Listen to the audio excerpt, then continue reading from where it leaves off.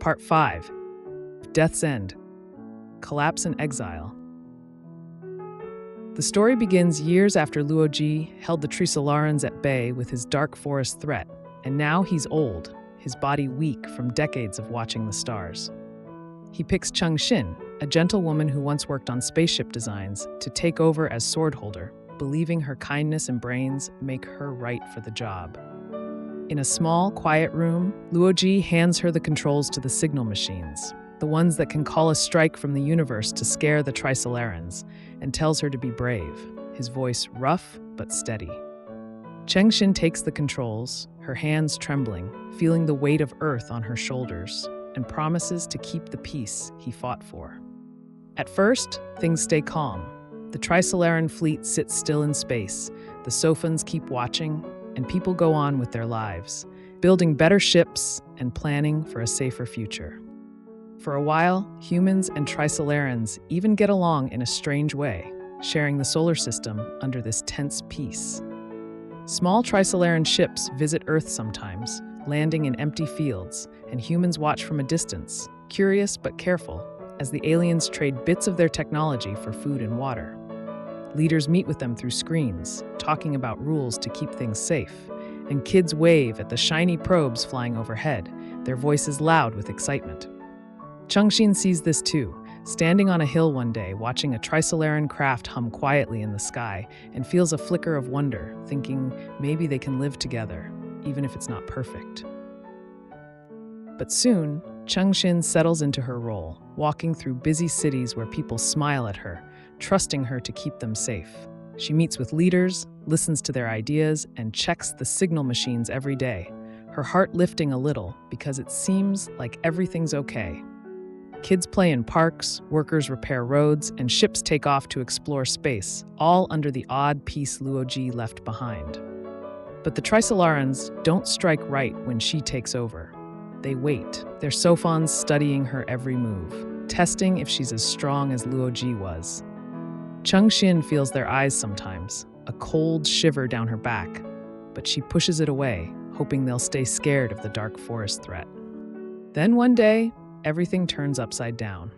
The Trisolarans send a small probe, a water droplet, fast and shiny, racing toward Earth, a quiet test to see if Cheng Xin will use the signal. She rushes to a control room, her breath short, as screens flash with the probe's path, getting closer every second. Scientists and soldiers crowd around, their faces pale, yelling at her to press the button and send the signal to stop it. Cheng Xin stares at the controls, her heart pounding loud in her ears, and thinks about what it means. Calling a strike could kill stars and worlds she'll never see, and her kindness makes her pause. She doesn't press it, her hands frozen, tears in her eyes, and the probe flies on, showing the Trisolarans she won't fight back. Hours later, the Trisolarans act. They send tiny weapons to smash the signal machines, explosions ripping through bases around the world, and Cheng Xin watches from a window, her stomach dropping as fire lights up the night. The dark forest threat is gone, and the Trisolarans send a message through the Sophons, saying the peace is over, their fleet now speeding toward Earth. People scream in the streets. Leaders shout at Cheng Xin, calling her soft and weak, and she feels guilt crash over her chest so tight she can barely breathe. She knows her hesitation broke the standoff, and there's no way to take it back. The Trisolarans move in fast, telling humans to leave Earth because they're taking it. Leaders start the Great Resettlement, forcing millions to pack up and move to Australia, a huge dry land where they squeeze together, hoping to survive a little longer. Cheng Xin walks through the chaos, seeing families grab clothes and food, kids crying for their toys, and old people sitting lost on the ground. She joins a team to save books and machines, her hands full of dusty papers, but her mind is stuck on the faces blaming her. Trisolaran ships land soon after, big and strange, marching over cities and farms, and humans run, their voices loud with fear and anger. Cheng Xin hides her tears, working day and night, but the shame stays with her. Years later, before the Trisolarans fully lock down Earth, Cheng Xin gets a chance to escape. As the aliens start taking over, humans launch every ship they can, and Cheng Xin boards Starship Earth with her friend Thr5ee, a strong woman who stays by her side. They take off in the middle of the mess with sirens blaring and people fighting to get on ships, watching Earth shrink below as Trisolaran machines spread across it, humans crowded in Australia, waiting to fade away. Cheng Xin presses her face to the window, her throat tight, feeling sick for the home she lost. But Thr5ee pulls her away, saying they have to keep moving. They join other ships, all full of people escaping, flying out to find a new place to live. Cheng Xin holds a small box with seeds and records, a piece of Earth she can't let go, and stares at it, her only comfort in the dark. Then, far from Earth, the worst comes. A tiny weapon, a two-dimensional foil, drops into the solar system, sent by a faraway power no one knows, not the Trisolarans, because Luo Ji's old signal told the universe where to look, and someone decided to wipe out the danger. Cheng Xin and Thr5ee watch screens as it hits, and the solar system flattens into a thin, flat shape. Planets disappear, the sun blinks out, and Earth turns into a dead, two-dimensional picture, all gone in a flash.